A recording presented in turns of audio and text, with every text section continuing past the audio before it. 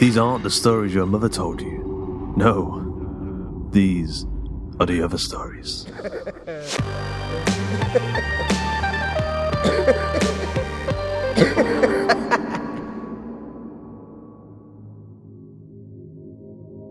By the time April rolls around this year, we will be moving into our 6th year of the podcast. That's 5 years of the other stories. It's unbelievable. So we wanted to revisit some of your favourite themes and some of our favourite themes that we've ran in the past on the podcast. So the same favourite themes, but brand new stories.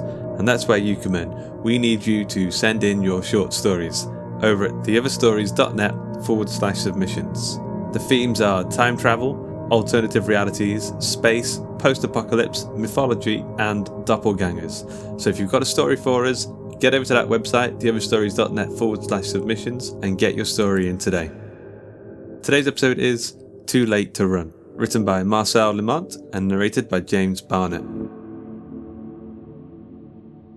Whenever the seas glow green, it's too late to run. That's what my granddad always said when we went fishing. Almost like a nervous tick. I remember him, his thinning grey hair combed over his shiny head, holding the fishing rod like an extension of his arm, flicking out the line across the sky. To my eyes, it flew as though picked up by a bird and taken out to sea, though in his later years, it didn't fly so far. I don't think I've ever cast like that man, not even now, the age he was when he first started taking me out in the tinny. I guess that isn't such a surprise, given that I spend all the good hours of the day inside, hunched over a barely functional laptop. Still, I like the loneliness out here. The way the sky met the sea, almost imperceptibly, fading together like living in a marble.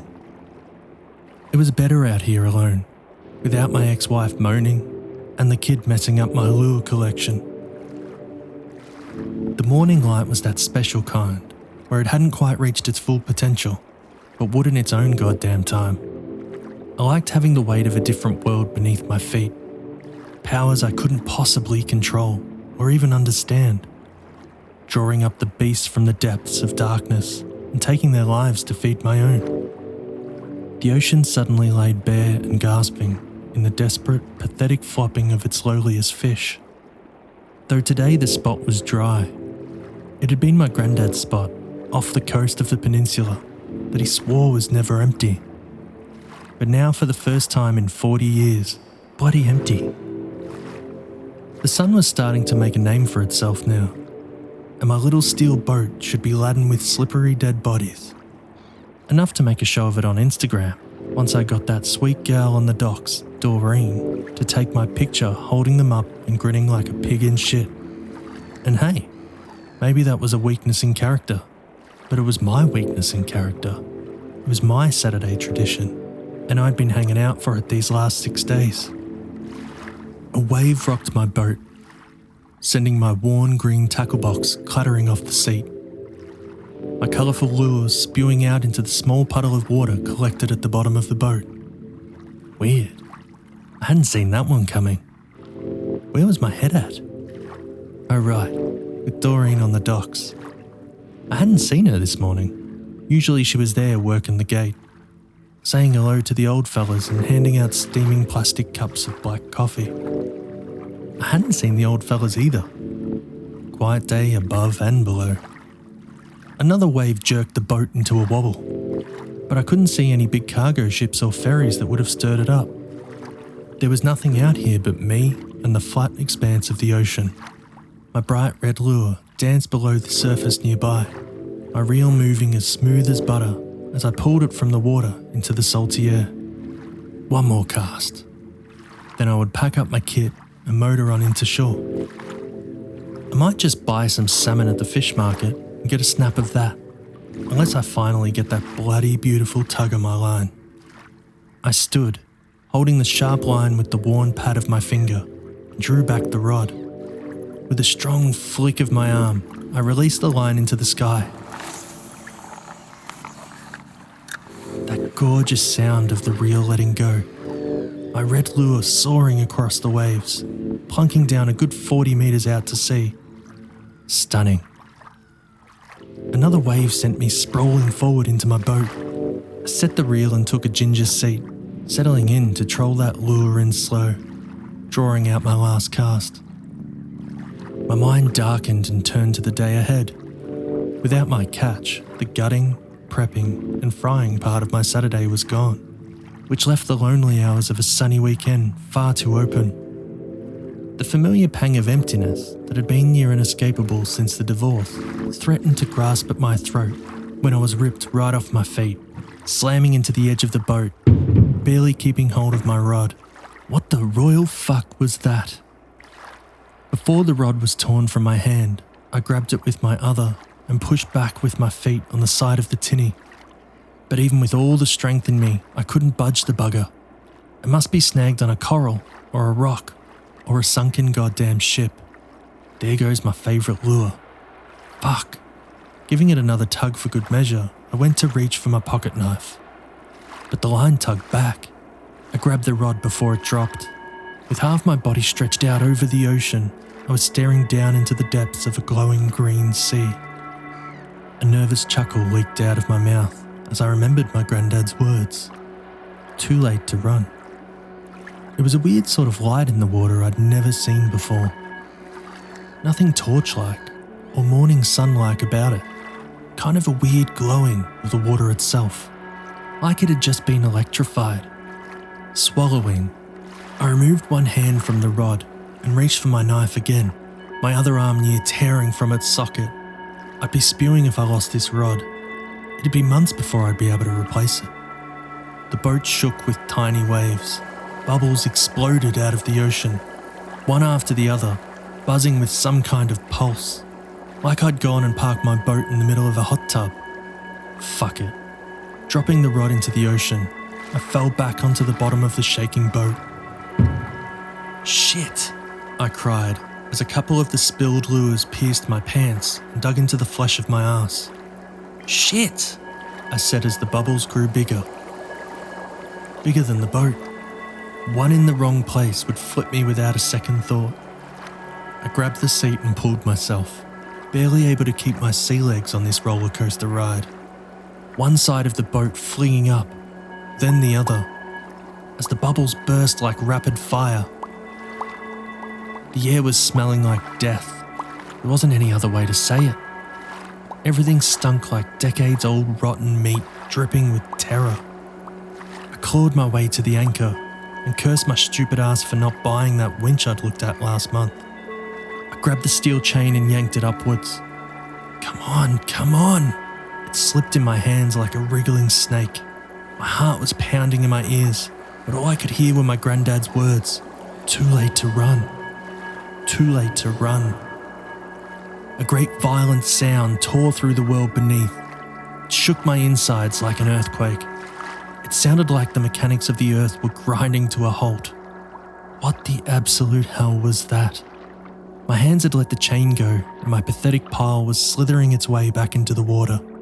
I grabbed for it and stood, and almost fell right out of the boat in shock. There was something in the ocean. A great black stain in the fluorescent green stretched out for kilometres beneath me, around me, everywhere. So big, so awful and huge. Some primal part of my brain kicked into gear and I tore at the chain, desperately trying to drag in the anchor so I could, too late to run. Oh God, I was never going to make anything right. Pulling and pulling at the anchor, the ocean swelled to my right in one big swoop. It drew up and tore towards the tinny, massive like 10 freight trains. The blackness emerged, water pouring down ginormous scales. There wasn't enough time to scream.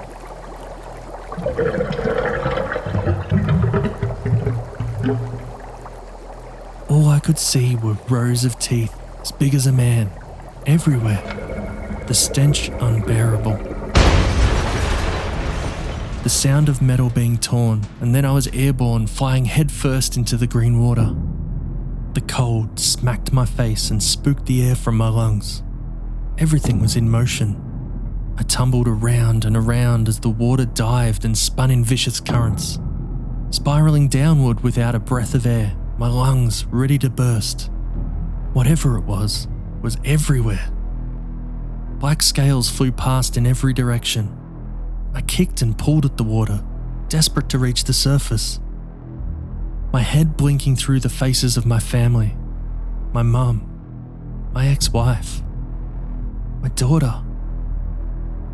Finally, the face of my granddad, his lips mouthing the words, "Too late to run." Fuck that.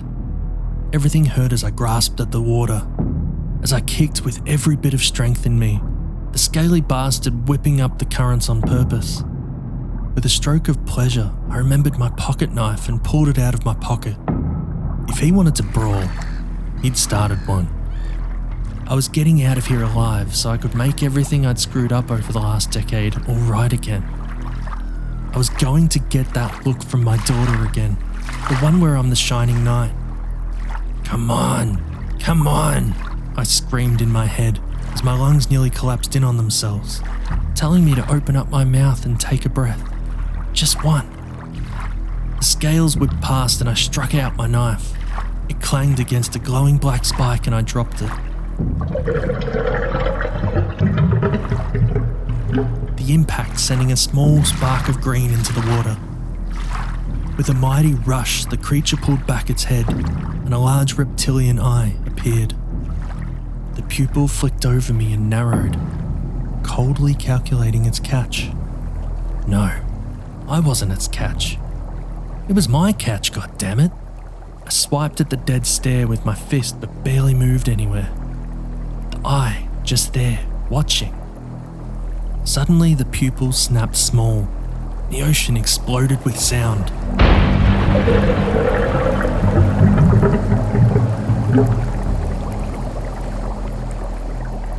A roar like the world ending shocked every cell in my body to attention. My lungs were near bursting and finally I let out a scream that I must have been holding for years.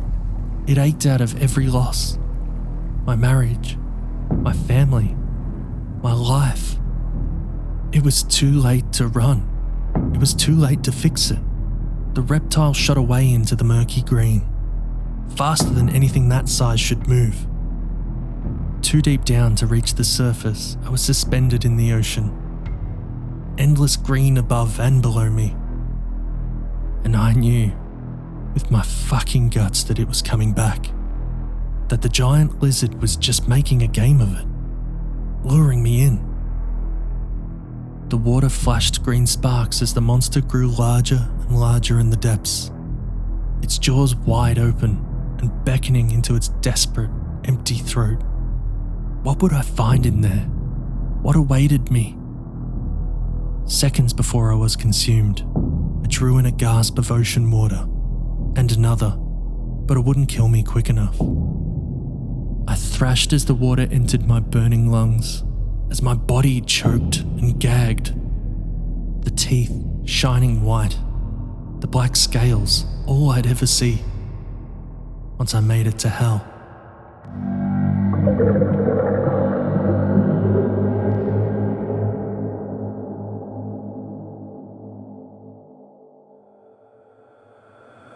I hope you enjoyed today's episode of The Other Stories. Too Late to Run was written by Marcel Limont, narrated by James Barnett, edited by Carl Hughes, with music by Daniel Birch and Tom Robson, and sound effect provided by freesound.org. The episode illustration is provided by Luke Spooner of Carry On House. Marcel Limont is a writer and rewriter of myths. You can find Marcel's work on Twitter at Marcel Limont, and that's spelled MarcelLiement. James Barnett is the producer of the Night's End podcast, a short story fiction podcast with tales of horror and the paranormal. You can search for it wherever you get your podcasts. You can also catch other works of his at www.jamesbarnettauthor.com. If you enjoyed today's episode, you can help support the show over at patreon.com/Hawk and Cleaver. You can join our book club and movie club and get involved with the writing prompts over at facebook.com/groups/Hawk and Cleaver. T-shirts and mugs and posters and comic books are available at gumroad.com/Hawk and Cleaver.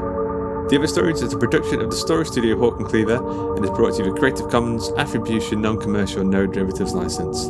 That means don't change it, don't sell it, but by all means share the hell out of it. Until next time.